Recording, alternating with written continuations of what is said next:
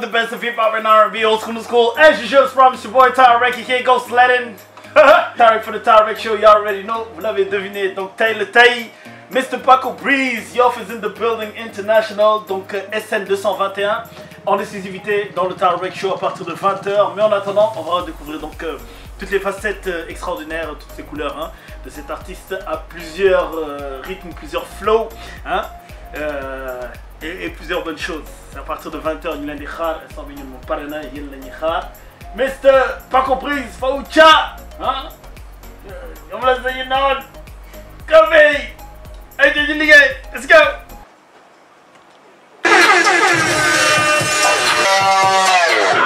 Let's do it again.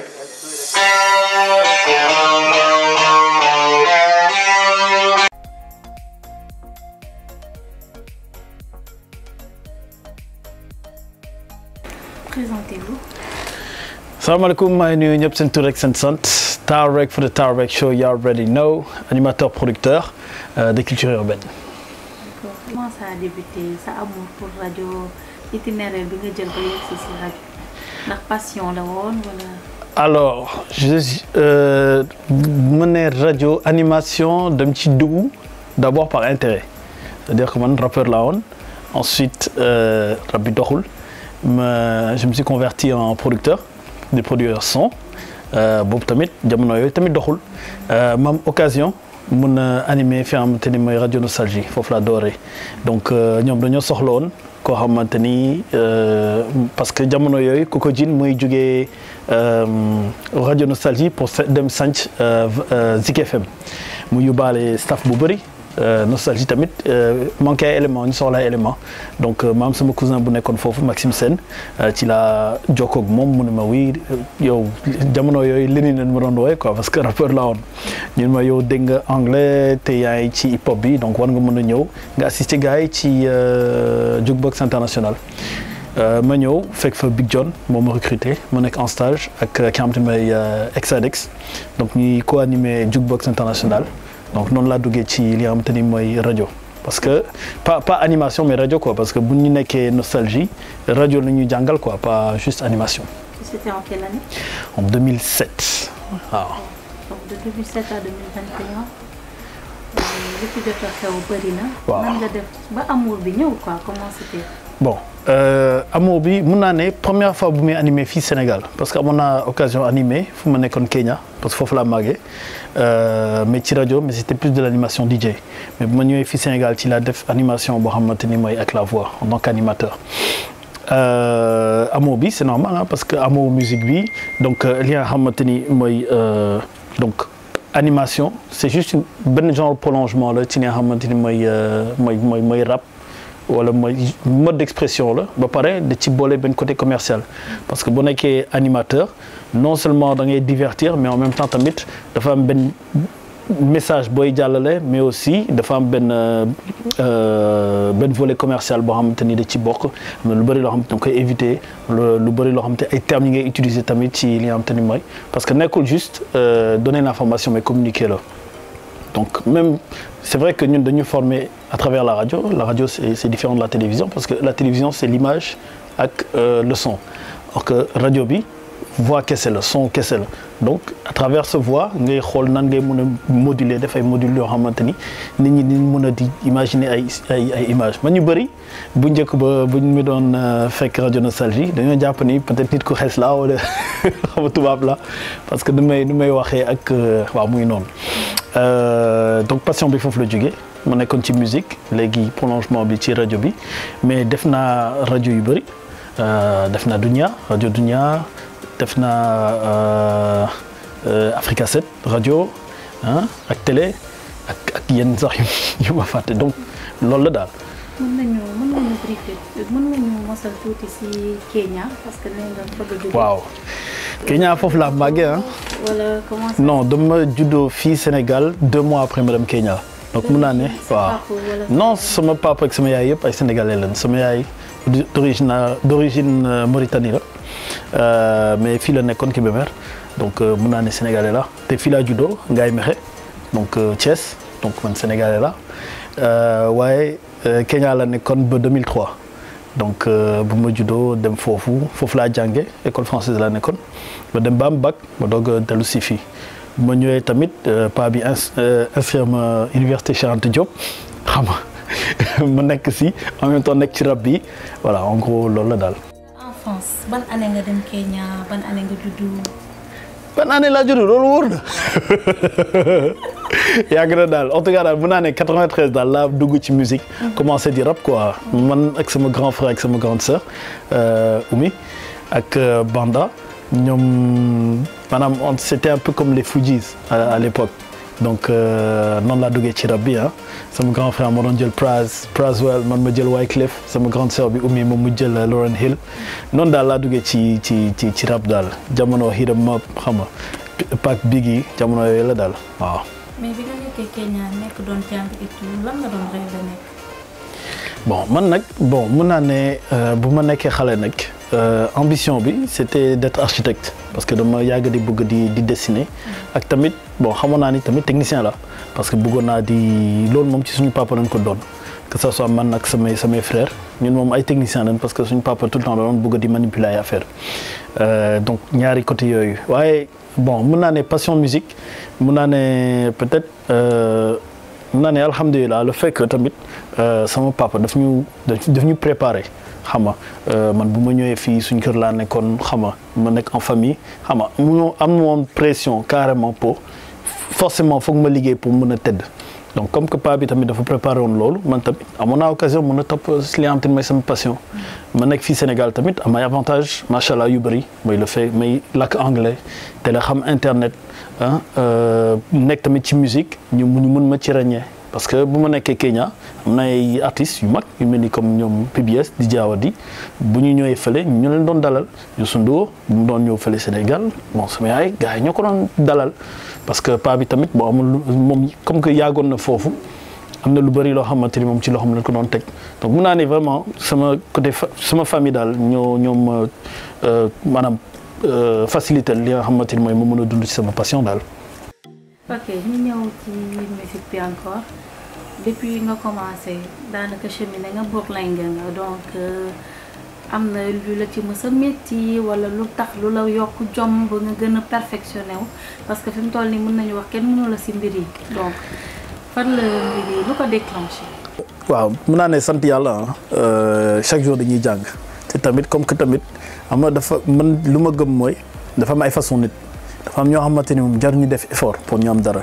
am na ñoo xamante ni effort bu bëri la ñuy def pour am tuuti te man genre boobu laa man il faut que ma def lu bëri pour am tuuti donc du ma ko tayal dama xam ne ni dina métti si man donc dama ciy nekk léegi nag mun naa ne tey c'est un peu parce que bon instant bi maa ngi ci quarantaine xam nga macha allah donc mun naa ne c'est capitalisation lu bëri loo xamante ni dama ko fortaat ci yoon bi. Son papa doon faral di wax tu ne peux pas tout savoir tu ne peux pas tout faire mais essaie de faire un peu de tout essaie de savoir un peu de tout bu yàggee di nga am expérience donc loolu la man lépp loo xamante ni sama xel di ci dem dama koy essayer bu ma nekkee ci musique jëm naa def cinéma tamit bon mun naa ne peut-être sama chance nekkagul ci cinéma bon amoon naa comme publicité orange bu ma defoon boo xamante ni doxoon na mais mun naa ne sama chance daal ci animation la gën a nekk. bon daanoon naa rap daanoon naa wéy jàllul daanoon naa tamit produire peut-être xëy na ak tey ak notoriété bu ma am macha allah mun naa peut-être essayer mais mun naa ne sama chance daal ci animation daal la ñëwee quoi waaw. ok sa relation ak artistes yi parce que ce n'est pas évident déjà concurrence bi elle est là donc nan nga def pour mën a maintenir sa relation avec tout un chacun. alors ça c'est une bonne question sama relation ak artistes yi jaajëf madame Ndiaye. question est pertinente même c'est vrai am na ñu bëri ñoo xamante ni dinañ ma laaj loolu dina ni mais yow sa relation ak artistes yi xam nga déjà mun naa ne y a deux choses boo nekkee ci mbirum bon milieu musique wala mbirum média soit da ngay defanteel ak ñi nga xamante ni ñoom ñooy joxe contenu yi wala soit da ngay jëflante ak public bi. mun naa jox exemple par exemple animateur boo xamante ni muy toog télé wala rajo am fans club am di waxtaan ak fansam yi wala soit animateur boo xamante ni moom artistes yi lay jëflanteel artistes yi di jëflante ak public bi donc man bon noonu laa ko gisee daal man damay jëflanteeg artistes yi ñoom ñu jëflanteeg public bi ndaxte bon man déjà man màggewuma fii donc mun naa ne fii Sénégal awma ay copains d'enfance wala ñoo xamante ni peut-être ñoo yàgg ànd am na ñoo xamante ni. waaw def ay trucs. waaw am na ñoo xamante ni moom yàgg nañ ànd ñu mel ni ñoom Dj Abdel ah Big Mo depuis bi ma nekk fii Sénégal c'est vrai que bon instant bi moom àndat nañu moo la bëgg wax wala Abdel tamit muy ci yeneen mais pour nga am say nit daal du yomb donc. nan nga mën a am ay relation ak artistes yi man bu may tàmbalee Radio Nostalgie maa doon def jukebox international loo xam te ni hip hop américain la mais teewul dama senti ni am na lu manqué si man te mun naa ne Exadex dama koy remercier moom moo tax man tamit ma am goût ci li nga xamante ni mooy animation hip hop Galsen ndaxte ki nga xamante ni mooy Big Mo moo tax ma xam lu bëri ci hip hop Galsen parce que et puis tamit nekkoon nañ ci hip hop Galsen mon bu may ñëw jox na ma ay bagages yu bëri ci li nga xamante ni mooy hip hop Galsen di ko ci remercier parce que j'ai pas toujours l'occasion de le faire mais Exadex moo gën a tax mu mën di animer ci li nga xamante ni mooy hip hop Galsen ensuite bu ma demee ba am sama émission bopp mooy ci Africa 7 en 2013-2014 ci laa ne mais man dama war a di animer ci hip hop Galsen ndaxte américain am na lu ñu am ba pare mais Sénégal lañu war a créer loo xamante ni ñoom dinañ ko am ma tàmbali ci booy maanaam ci li nga xamante ni ñoo gën a féete ci suuf parce que jamono yooyu dama soxloon tamit yéeg am promo mais dama soxloon tamit am samay artistes yoo xamante ni dama leen di defar après ñoom ñoo ñuy yóbbu. c'est le cas tey ki nga xamante ni ñi nga xamante ni mooy comme ku mel ni Dip Doundou Guiss wala Elzo Jamdong ñeneen ñi ñoom Omzo Dollar dafa nekk ay artistes yoo xamante ni nekkoon ak ñoom studio ay jamono 2013-2014 donc xamante bu yàgg la balaa sax maanaam ñoom ñi nekk ay star ak affaire yooyu donc tey yàlla def man tamit bon avancé naa ci animation ñoom avancé nañ ci seen carrière donc dinañ mën a di jàppalante bon mun naa ne ñoom soxla tuñu sax sama jàppale man maa gën a soxla sax seen jàppale tey mais mu ngi noonu donc loolu la liggéey naa démb loo xamante ni peut-être tey moom laa nekk di utiliser quoi waaw. d'accord ce cheminement ba Vibe Radio nan la demee. alors Sen TV laa nekkoon. En tant que parce que man technicien là Sen TV laa nekkoon en tant que régisseur me démissionné Sen TV dem Jumia parce que liggéeyu métier média dafa nekk loo xamante ni dafa fragile man ma dem ba xam na ni pour nga mën a yor soxna ak nga mën a yor kër day doon risque bu rëy moo tax ma arrêté li nga xamante ni mooy liggéeyu média ba dem ci liggéey boo xamante ni entre guillemets li ñuy wax formel mais liggéey Jumia en tant que traducteur comme que dama dégg anglais traducteur anglais français mooy ci site internet bi yàlla def ma am contrat foofu ba am CDI ba nekk responsable traduction ak responsable content ci li nga xamante ni mooy benn plateforme bu ñuy wax Jovago bu bokk ci Jumia ma mën a takk jabar xam nga parce que amoon naa assurance ak affaire yooyu quoi mais dama dem ba ci biir comme que dama amoon liggéey ma ni xaaral ma waaw ma dundal sama passion noonu la Vibe ñu créé Vibe am 1 an boo xamante ne dañoo soxloon gën a toucher public sénégalais Big John boo xamante ni moom recruté woon Radio Nostalgie moom laa fekkaat fii Vibe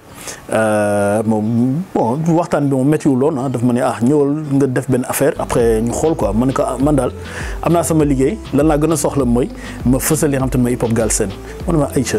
yàlla def tamit bu may dugg Vibe Radio dama duggaale ki nga xamante ni mooy Gabriel Bartolini mu nekkoon directeur jamono yooyu soxla woon ñu créer ay affaire gëm tamit li nga xamante ni mooy projet yi mu ko doon wax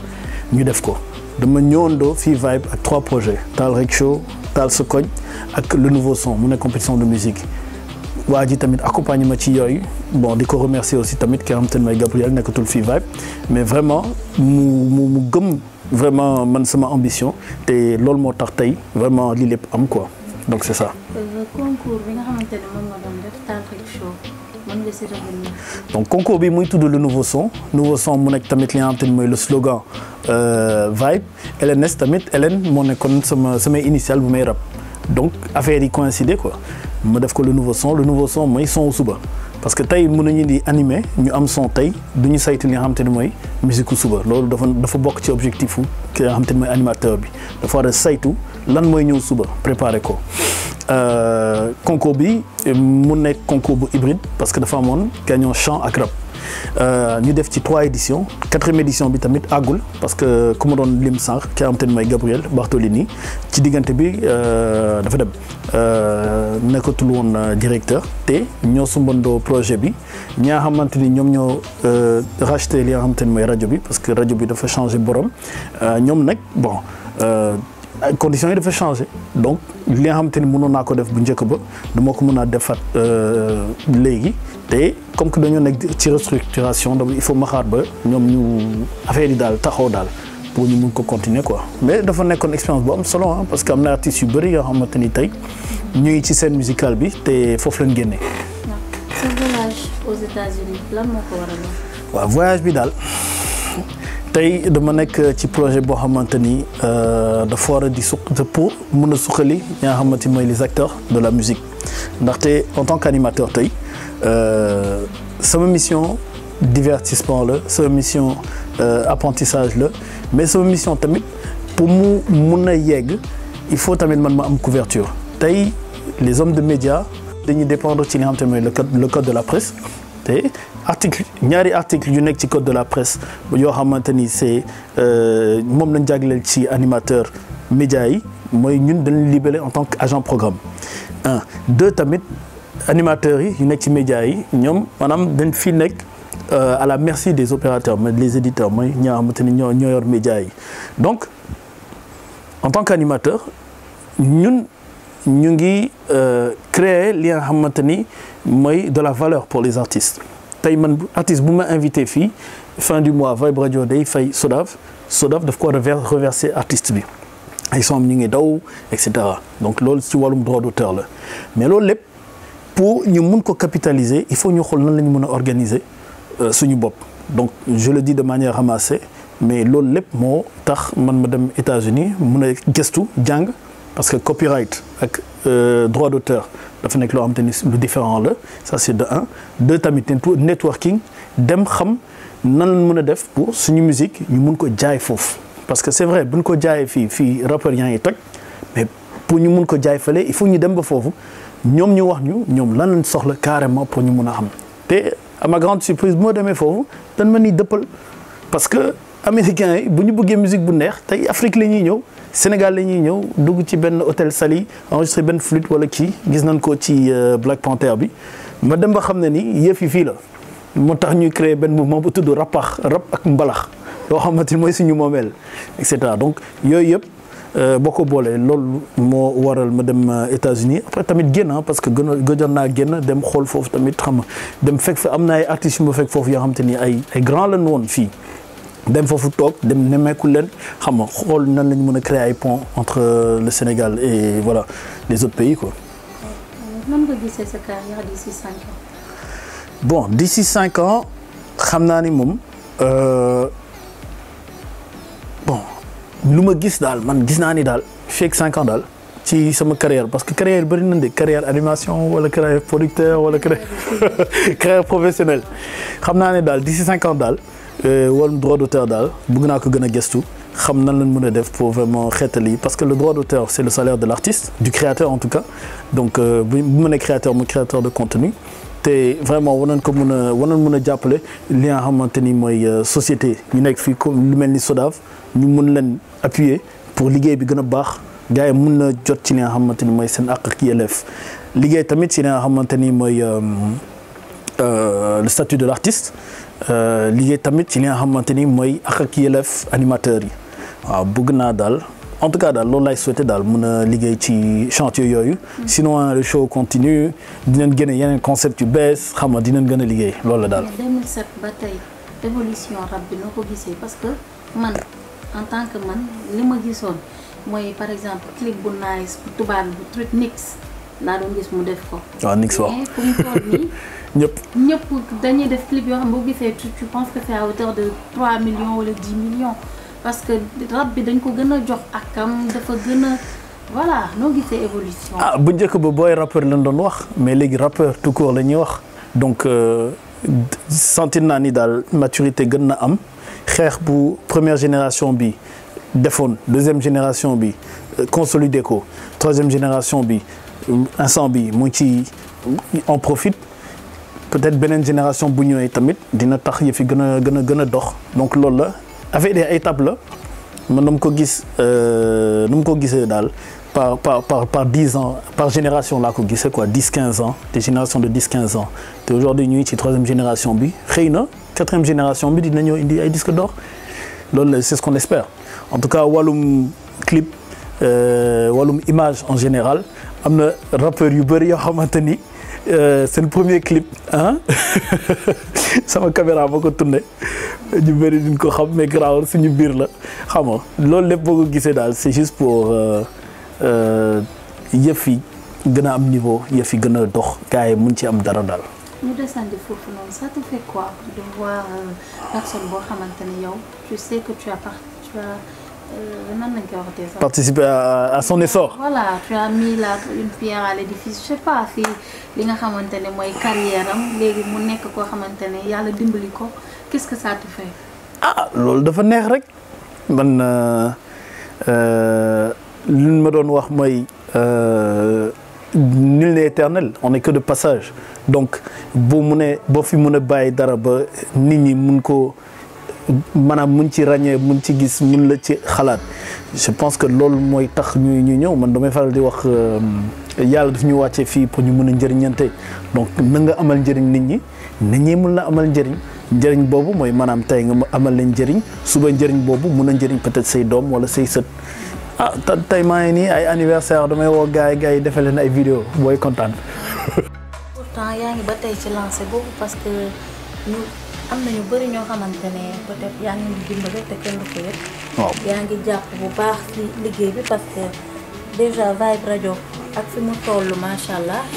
voilà mënoon na gën a métti pour ñenn pour am fi accès. et pourtant yaa ngi leen koy faciliter le tout. man je me rappelle tout le temps dama koy wax gars yi doon wax ne ni Tal Rek Show c'est du n'importe quoi poubelle la. n'importe qui wala n'importe quoi mu ngi daw fii léeg-léeg nga dégg ay boo yoo xam ne xamuñu dara wala ñu ngi doog a jóg nga dégg leen ci antenne bu day nii Vibe mais lépp loo gis comme lu ma waxoon sànq étape la maanaam il faut nga jël le maximum pour nga mun a am benn brèche parce que sur 100 artistes il y aura forcément 1 ou 2 qui sont bons donc man loolu mooy sama conviction de 1 de 2 tamit il faut pas oublier que man chaque jour ma animé chaque jour dama am émission chaque jour damay liggéey donc chaque jour munoo am lu baax surtout au début tey en 2021 2015 lañ commencé aujourd'hui en 2021 waaw may wax ne ni bu may tàmbalee c'était en 2015 tey en 2021 presque toutes les émissions ce sont des shows mais loolu dafa nekk loo xamante ni c'est le résultat de beaucoup de travail dañoo seppi pour te dire man je suis l'une des rares personnes sinon la seule boo xamante ni mën naa la wax exactement ñaata rappeurs ñoo nekk Sénégal ci jamono yi mën naa la wax ñaata lan fan lan dëkk mën naa la wax par exemple que Kër Massar mooy agglomération du mu ne commune wala ville mais c'est l'agglomération boo xamante ni moo ëpp ay rappeurs Sénégal Kër Massar moo ëpp ay rappeurs fii Sénégal man maa la ko mën a wax ndax lan ndax gars yi di ñëw ñu leen jël voilà ba pare tamit lépp loo gis c'est du management c'est de l'organisation les gens ils viennent pas n'importe comment man képp kuy ñëw dafa am ci ay chartes yu mu lay tegal yoo xamante ni dina yow sax da lay former ale comme ça yow sa bopp sax da ngay organiser da nga ma woo wala nga yónni ma message WhatsApp wala kii man la yónni ma mail le fait juste d'envoyer un mail ça te permet d'archiver ça te permet de te professionnaliser ça te permet etc. y en a même waaw désolé y en a même da leen di permettre ñu créer sax mail. loolu laa l'expliquer pour la grande majorité émission bi daf leen di maanaam jox brèche ci li nga xamante ne mooy seen émission parce que man dama koy wax ak sama moroom animateurs yi ñu ci bëri dañ may critiquer mais après man dama leen di wax man leen mais yéen bu fekkee ne yéen da ngeen di jël bar bi teg ko fii nga ne ñii rek ngay invité léegi yeneen gars yi kan moo leen di jël léegi man je préfère man mën naa jël engagement boobu comme que yàlla may na ma nekkoon naa rappeur man je parle leur langage nekkoon naa producteur man xam naa ñoom nan leen mën a def ba am son bu baax tey ma nekk animateur tamit yàlla def ma nekk ci rajo boo xamante ni gaa ngi ci bàyyi xel mais man mën naa jël risque boobu mën leen organiser noonu la fa demee daal. mën nga ñu wax ci yow loo xam ne kenn xamu ko. man déjà wax naa loo xam ne nga xamu ko. genre loo xamante ne de la métti je sais pas. Posez ma question bu précise. ok li ma laaj kay. lu ma gën a métti sa àddina. lu ma gën a métti si ma àddina am na lu ma métti lu bëri mais xam nga ñun moom ay taalibe lañ ñun moom garaawul. waa décès moom premier décès bu ma gën a métti mooy sama décès sama rak ku topp si man mbay kooku moom dafa pare woon pour dem. parce que da ngay gis ni moom nu mu doon doxalee sax moom chaque fois da doon wax ne ni moom du mus am 16 ans moom 15 ans rek. mu juddu le 15 août mu décédé le 10 mu nekkoon lu mu méttee parce que mosuma woon xam décès depuis ma nekkee xale dama doon dégg ay décès rek mais c'est la première fois may dégg décès te moom tax tamit bokk na ci raison yi ma toog fii Sénégal parce que bu ma ñëwee fii 2003 ci la gaañu waaw bokk na méttoon na ma trop à part moom xanaa peut-être sama décès papa. En 2018 le 19 septembre boobu tamit méttoon na trop parce que c'était suite à une longue maladie xam nga et puis sama papa bu ñu nekkee fële Kenya dafa nekkoon koo xam te ni c'était tellement autoritaire xam nga diplomate la woon donc daan ñoon am contact mais bu mu ñëwee fii Sénégal jël retraite âge bi ak feebar bi ci laa ko gën a jege daal mu wax ma lu bëri ci àdduna man daf ma soppi complètement te même décès am sax après dafa am impact lu bëri ci sama vie quoi donc du ma ne dafa nekk loo xam te ni dafa ma metti mais dafa nekk loo xam te dafa ma impacté ci lu bëri waaw ko ñaanal tamit yàlla xarit ko àjjana. sa jabar. depuis kañ ngeen marié. bon relation comment ça a été. waaw bu ma demee Africa 7 foofu lañ xamante. man ak moom benn histoire bu garaaw la parce que ci tonsam la doore maanaam ki am te ne mooy Aziz Coulibaly donc bu ma ñëwee fii Sénégal en 2003 rappeur laa woon ma dem studio Sankara pour liggéey foofu en tant que producteur fekk fa Assane Masson ko nuyu fekk fa Aziz Coulibaly instant boobu il était le manager du PBS man nekk foofu di dem ak di ñëw et cetera muy dégg ak kii mu inscrire ma Africa Kër benn festival. te après par la suite laa xam ne ni sax sama goro maanaam sama frère jabar moom sax doon liggéey ci festival boobu après ma perdre contact ak grand bi Aziz mu metti ma quoi parce que je me disais toujours kii daf ma jàppale ma jaar RTS ma nekk star ak lépp te jàpp moon sax turam fàtte woon naa parce que jamono yooyu dégg moon sax olof ma dem ba ci biir après soxna si bu mu ñëwee fii fekk moo xamante wu ñoon à travers samay xarit ma jaw ki nga xamante ni mooy mbuppi tamit ñoo ma ko présenté ci leen ma ni c'est la nièce de Aziz Coulibaly après ci sama xel demaat ci ki nga xamante ni mooy Aziz Coulibaly mu jàppale ma ni non kii moom foog ma dem gis ko ma gis xale bi ñëw xam nga xale bi xees xam nga top macha allah xale bi moom nice xam nga mais xam nga rek on reste professionnel après ci laa ko ne non il faut ma gis sa tons quoi parce que il faut ma remercier ko mu ne ma yow tu reconnaissant ma ne ko non pas moom daf ma jàppale affaire yooyu ci laa dem seen kër ma demee seen kër nag ci laa xamante ak yaayam ma xamante ak yaayam nag ci laa xam ne ni bii mooy bu baax bi parce que dañoo ne moom bu njëkk ba dañoo ne moom jigéen moom pour nga xam ne ni bu baax bi la da ngay il faut nga xam ci ndey ja la daal. affaire bi ndey waaw muy noonu. après ci laa xamante ak yaayam xam nga xamante ak famille bi yëpp xam nga après muy noonu ñu dem ba si biir tamit man mosuma ñeme sama papa ma wax ko sama frère wax ko sama tons mooy tonton Jules ñu ni waaw Lamine dafa ne takk jabar genre affaire yi tombé ci weeru koor bi xam nga paa bi dem mu ne non il faut mu xamante ak famille bi balaa dara daal far nag sama papa xam yaayam famille yi xamante xam nga affaire yi mooy noonu jigéen moom dañuy fiir liggéeykat la moom tamit France la màggee bu mu amee 9 ans la dem France donc am na lu bëri loo xamante ni kii ba pare moom même bu mu nekkee France ci ay sénégalais la fi nekkoon donc am na lu bëri loo xamante ni moom c'est proche muy ci milieu animation muy ci milieu cinéma donc am na lu bëri loo xamante ni dañ ko partagé quoi mag moom en commun lu bëree bëri.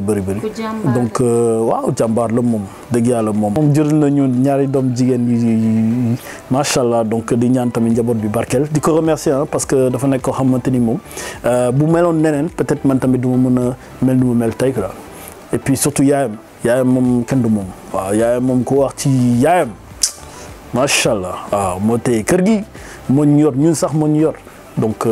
di ko remercier bu baax a baax Coulibaly di ko remercier bu baax a baax ak famille bi yëpp frères yi xam nga tons yi ñëpp papam tamit xam nga jo waaw famille bi yëpp daal. quelque chose à ajouter. jërëjëf instant yi wax naa la lépp